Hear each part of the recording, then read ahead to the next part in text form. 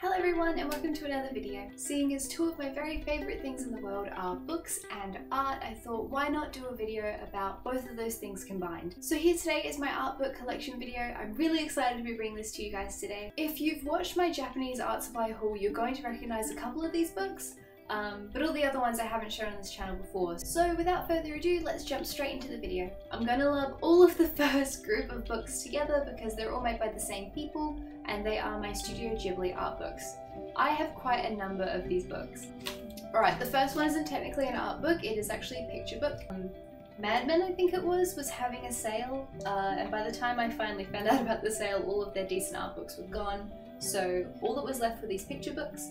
I'm including it because it has all of the artwork from the movie and it's just beautifully illustrated and it sits nicely with my other Ghibli art books. So yeah, that's the first one, though it doesn't really count because it's not really an art book. So the rest of the Ghibli art books I have are the actual art books.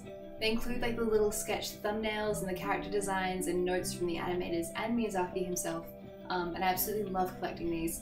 I have 5 in total and I was given most of them, I believe. I think I only bought 2 of these. So the very first one I got is from my favourite Ghibli film, which is Howl's Moving Castle. I got this like 3 or 4 years ago, a while ago. I've been collecting them for a while. So yeah, I love the sketches in these. They have all of the like original watercolour sketches, as well as like big massive pieces that are actually from the movie. And see if I can find one of the examples.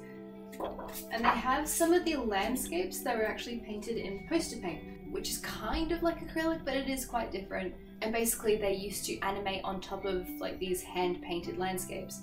So they tend to have examples from those. So the Howl's Moving Castle art book also has a transcript of the whole movie. So obviously in English, because this is the English version, basically just has every line that they say in the whole thing, as if it were a screenplay.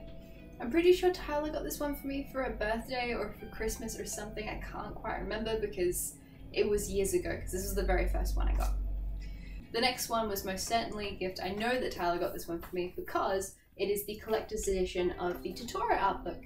And it comes with the standard art book, which is just this cover, and it has all of the really lovely like preliminary sketches. This one, instead of having a transcript at the end like the first one I showed you, it actually has a production report for Studio Ghibli. So most of the time they have different things in the back of each book, which makes them really good for collecting. But what I love about the collector's edition is that it also came with the DVD, and there's this tiny little matchbox thingy that it came with, which I love. I really should put it up on display somewhere, but I love it so much and it's so sweet, and I just wanted to keep it really safe. Next is The Wind Rises. This isn't my favourite Studio Ghibli film in the world, but it's really nostalgic for me. It came out just after I started university and I just started learning Japanese, and I was getting really into like rewatching the Studio Ghibli films and all of that. And it came out in the movies and I went to see it with Tyler after class. So it's like really nostalgic. So that's why I got this particular art book. I bought it from Avcon in 2014. So similar structure, it has the lovely watercolour paintings. Anime Lab. Yes, I definitely bought this from Avcon. Okay, we can know for certain. And at the end, this one also has a transcript, much like the Howl's Moving Castle art book. Next was Kiki's Delivery Service. I cannot remember if I purchased this myself or if it was a gift. I have no idea. In truth, this is probably the one I read the most because I love drawing Kiki. I love the landscapes of this one, particularly with the really like pastoral cottage and all the nice flowers and everything. I love reading this. And this one has a proper screenplay in the back, so you can see all of the little notes and the little thumbnails from the film. And then the very last one of all the Studio Ghibli books, because I have so many, they actually make up the majority of my art books. The last one is Princess Mononoke. My only qualm with this one, you guys won't be able to see it, but like I totally can, is that this is tiny little cut in the front of the book, obviously from when they've like opened the box, and like, yeah, I'm so particular with books, so it just annoys the crap out of me, but like it's fine, it's still a beautiful book. Nothing's damaged on the inside, so it's all good. This one also has the most beautiful like landscapes, and I love watching this film so much. It's just so beautifully made. Particularly this page that just has the 4 landscapes there, and it's just so beautifully done, and it's just, This is why I love Studio Ghibli so much. There's just so much detail and it's just so lovely. And at the back of this one, where is it? Okay, it says layout collection. So basically what I think would be a storyboard for the whole film. So that's what exists at the back of this book. There's also a production diary of dates and everything from the film, which is really cool because it's got like June 1995. Oh, that's so cool. All that history and just the making it is really interesting. What I really love about those art books is that you learn so much about Studio Ghibli when you read them. There's heaps of notes from every part of the production, from Miyazaki and the other animators as well, and it's just such a wonderful resource if you want to learn about Studio Ghibli. And whenever I get like art block, it's just so inspiring to flick through them and just beautifully done. I love those art books. They normally sit right here when I'm filming, which is why that looks really, really bare. So if you ever wondered what that space was, it's those art books, because the spines will look really pretty together.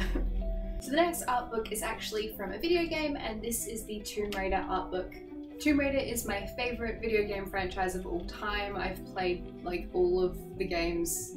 I started playing them when I was like 5 or something. I love Tomb Raider. I religiously play Tomb Raider. And I love Lara Croft. So I got this for, I think it was my birthday last year. Last year? Yes, it's 2017. I got it for my birthday last year. And yeah, it's just really cool. It has heaps and heaps of different character designs within the book. Lots of little notes on production.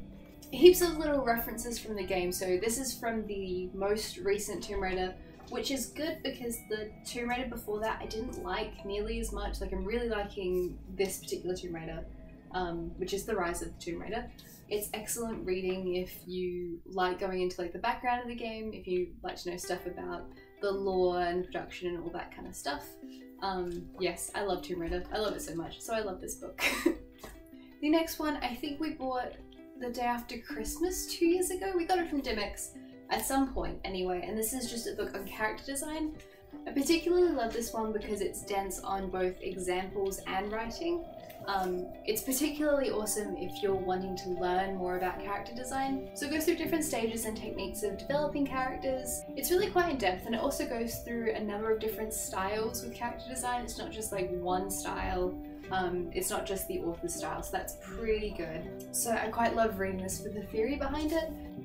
It also goes through like different tools and different tips, and it's just a really in-depth resource, so I really love this one in particular. The very next one, I'm pretty sure we bought this in Japan, but I don't think I shared it with you guys on the Japanese art supply haul, and that is this art book for One Piece. One Piece is probably my favorite anime I've ever watched. I absolutely adore it. And this is just an art book from it. So the publisher for One Piece is a magazine called Shonen Jump, which we actually have a number of copies of since going to Japan. So this is actually what One Piece gets published in. We got a number of copies of Weekly Shonen Jump, so it's essentially just where a whole heap of really popular manga gets published. But the magazine has Jump stores all over Japan. So I'm pretty sure we bought this from one of the Jump stores.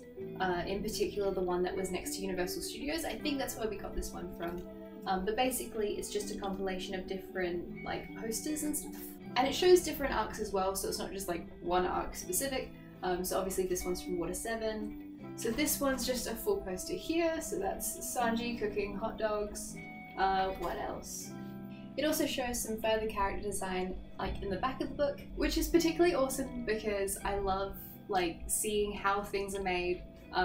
Especially for a manga or anime that's as influential as One Piece, because if you've been to Japan, One Piece is everywhere. Like I just couldn't have comprehended beforehand how influential it was.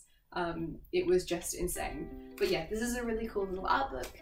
I would love to get something more in depth next time we go back to Japan if they have it. And the last two books, I'm not going to linger on for too long because I have shown them in my Japanese art supply haul. They are this Copic marker illustration book and this, I think it's just manga illustration. Character illustration, so there we go. So unlike the other character illustration book I showed you before, this is just in like a manga type style. A very cutesy and unrealistic style. There's a lot of chibi figures in here. I love this book because it's really beautifully put together. All of the sketches are really lovely. It's an awesome resource for different forms and different like references for how like characters stand and stuff. There's close-ups on things like feet and hands and faces and all that kind of thing. My only issues with the book is that, well, A, it's completely in Japanese and my Japanese is not that great yet. And B, there are only females with one kind of like body shape in here. So it would be a better resource if there were more examples of ways to draw characters. Because even if this wasn't just like in manga style, it's just like young, thin women. So it's really, really in-depth for that one type of character, but otherwise it's not very in-depth. So you see, it does show like different ages and heights. Like when you're drawing like a really, really small child, their head's going to be very big in comparison, and that will make them look very cutesy. Then there'll be like a chibi sort of character. But otherwise, yeah, it doesn't really show different like character styles or body types or anything like that. And the very last one is this one, which is really just Copic sketching. I love this because it's just so beautifully illustrated. Like if you see all the colours, they're just so lovely and so bright and just really, really pigmented, because they're all made with Copics, and Copics are amazing and I love Copics. And yeah, there's really in-depth examples of like sketching with the Copics. So they're using either Copic Sketch or Chow here. But yeah, like even this piece, like this is just so beautifully done and it's just so inspiring to look at and I love it so much. And as I said last time, for every single artist in here, their Pixiv ID or their like Instagram handle is actually in the book. So if there's an artist whose work you really like, you can actually go and follow them on social media, which is awesome because then you can see more of their work and it's like even more inspiring. So that is my entire art book collection. We do have a few more like different kinds of art books scattered around the place because they belong to Tyler, but it would be a complete lie for me to put them in this. There's no reason that I would have art books from games I haven't even played, so yeah, I hope you enjoyed the video. I'm hoping to obviously increase this collection. I would love to get some more traditionally focused art books or art books on landscapes or anything that I don't basically have here. I love looking at art books. I love having tangible resources to draw from when I'm, well, drawing. In particular, I'd also love to get some more art books from like independent artists or like zines and that kind of thing. There's a kind of unhealthy skew of Ghibli art books in his collection, but yeah, I love the Ghibli art books, so that's why there's so many of them there. So I hope you enjoyed the video and have a lovely day. Bye!